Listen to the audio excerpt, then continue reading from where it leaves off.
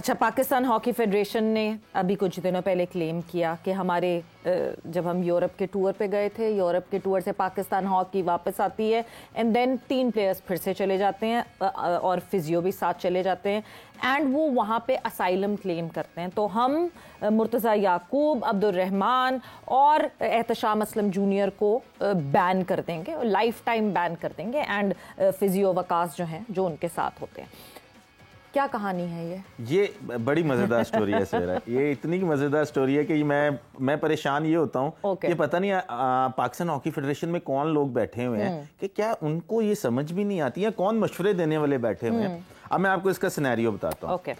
लड़के जाते हैं नेशन कप खेलने पोलैंड, वापस आते हैं, उनका मल्टीपल वीजा लगा होता है तीन महीने का। ठीक है। वो वापस आते हैं और वहां पे ही पोलैंड में ही एक कॉन्ट्रैक्ट करके आते हैं। ठीक है। किसी क्लब के साथ। ठीक है। वो वापस आते हैं, वापस आके वो फ्लाई कर जाते हैं हाँ। क्लब की तरफ से खेलने के लिए। ठीक है। अब वो यहाँ क्या पाकिस्तान हॉकी फेडरेशन को इन्फॉर्म करते हैं या अपने डिपार्टमेंट को इन्फॉर्म करते हैं? पाकिस्तान हॉकी फेडरेशन इनको वीजा जो मिलता है वो जब तक एनओसी नहीं देंगे, आप हॉकी फेडरेशन एनओसी नहीं देगी तो तब तक कॉन्ट्रैक्ट भी नहीं होगा और वीजा भी नहीं मिलेगा। अब एनओसी अगर फर्ज करें इनको 2 महीने का मिला था, या पाकिस्तान हॉकी फेडरेशन ने इजाजत दी कि जाएं आप खेल के आ जाएं। हाँ। अब बच्चे यहाँ से चले गए खेलने के लिए, अब वहां पे वो लीग हॉकी पोलैंड में खेल रहे हैं। ये इन लोगों को पता है शायद फ्रांस में है, वो फ्रांस में नहीं है, वो पोलैंड में लीग हॉकी खेल रहे हैं। और जब वो लीग हॉकी खेल रहे हैं पोलैंड के अंदर, तो उस दौरान ये एशियन चैंपियंस ट्रॉफी का कैंप लगता है और ये उनको बुलाते हैं कि आप वापस आएं।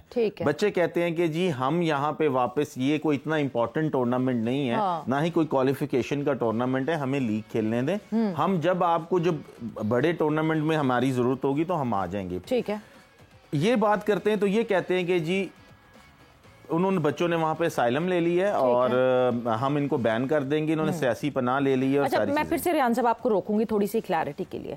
यानी पाकिस्तान हॉकी फेडरेशन ने जाहिर सी बात है एनओसी दिया होगा, उसके बगैर तो कोई प्लेयर अपने, जब तक फेडरेशन होम फेडरेशन एनओसी नहीं देती वो लीग में जाने। जी जी बिल्कुल ऐसे। Which means Pakistan hockey federation की नॉलेज में है कि इन लड़कों ने पोलैंड की उस लीग के लिए कॉन्ट्रैक्ट साइन। जी ओके। देखिए मैं आपको, ये भी मुमकिन है, 2 चीजें हैं। मैं आपको एक बात बताऊं, अगर आप ऑनलाइन प्रेसिडेंट और सेक्रेटरी जो एफआईएच के इस वक्त मौजूदा रिकॉग्नाइज्ड सेक्रेटरी और जो प्रेसिडेंट है ना, वो brigadier Khalid Khokhar and still Haider Hussain है सेक्रेटरी जनरल। हमने यहाँ पे जो भी सिनेरियो किया, जैसे भी किया, जो भी हुआ, क्योंकि ऐसे चेंज नहीं होते ये इंटरनेशनली। हो सकता है कि ये एनओसी हैदर हुसैन ने जारी किया हो इनको। ओके। ठीक है, ये सेक्रेटरी ने ना किया हो। हाँ। ये जंग जो है ये वही चल रही है। अगर आप बात करते हैं कि जब आपका जो करंट कैप्टन है अमाद भट्ट पाकिस्तान हॉकी टीम का, ये भी बैन हुआ था। ये भी इसी तरह इंग्लैंड लीग खेलने गए थे। ये अकेला नहीं, ये भी 4 लड़के बैन किए गए थे और ये 4 लड़कों में मुबशर था, अली शान था, अमाद भट्ट था, अबू बकर था। ये भी लड़के बैन हुए थे, बट ये बैन किसने किए थे? हैदर हुसैन कंपनी ने। तो अब क्या हुआ, जब हैदर हुसैन की एनओसी पे मुर्तजा याकूब वगैरह चले गए, इन्होंने वो बैन कर दिए और इसको अमाद भट्ट को इन्होंने यही एक केस है। हाँ। इस पे उन्होंने उसको कहा कि जी हम आपका बैन ओपन करते हैं और आप खेलें, पाकिस्तान को जरूरत है, बट उसी केस में इनको बैन कर दिया। आई डोंट नो, मैं खुद बहुत ज्यादा कंफ्यूज हूं कि कोई एक पॉलिसी है पाकिस्तान हॉकी फेडरेशन की। कोई एक पॉलिसी से ज्यादा, एज यू सेड, इस वक्त अगर मैं एफआईएच की वेबसाइट पे सर्च करती हूँ और पाकिस्तान हॉकी फेडरेशन के सेक्रेटरी का नाम सर्च करती हूँ तो सैयद हैदर हुसैन आता है। आ रहा है ना जी। मगर जब पाकिस्तान हॉकी फेडरेशन यहाँ रहते हुए बात करते हैं तो नहीं।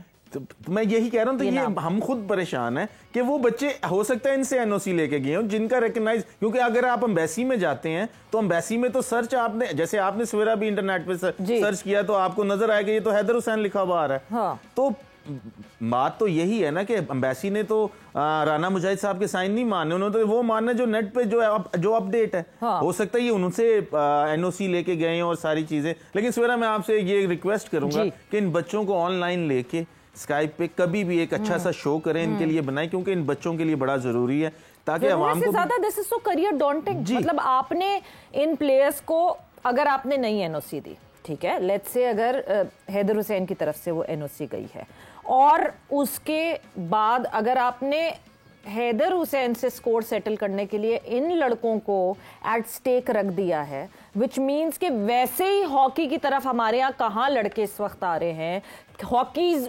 इस तरह बिकना बंद हो गई हैं जो नॉर्मली मिलती थी, और आप और मुश्किलात कर रहे हैं उन लड़कों के लिए जो एक्चुअली रिप्रेजेंट कर रहे हैं पाकिस्तान को। बिल्कुल आपके सामने ये सारा सिनेरियो, और आपको मैंने बड़ा खुल के एक चीज बताई और आपको ये भी बताया, और शुक्र है आपने उसी वक्त सर्च भी किया कि ये असल मसला क्या था। तो ये मसला यही है, एनओसी के बगैर तो क्लब आपका वो कॉन्ट्रैक्ट साइन नहीं करता, लेकिन ऑनलाइन सारी चीजें जो है उस वक्त जो है वो हैदर हुसैन शो करता है, जो आपका FIH की साइड है। तो मेरे ख्याल से कि वो एनओसी उनकी तरफ से गया, इन्होंने उसका रिवेंज लिया। पिस कौन गया?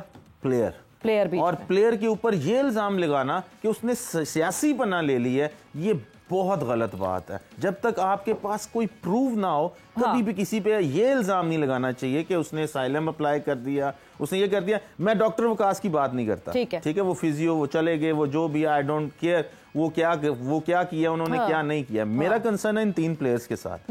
ये पाकिस्तान के लिए रिप्रेजेंट किया इन्होंने पाकिस्तान के लिए खेला। अगर आज पोलैंड में खेल रहे हैं तो एज अ पाकिस्तानी खेल रहे हैं और हॉकी ही खेल रहे हैं।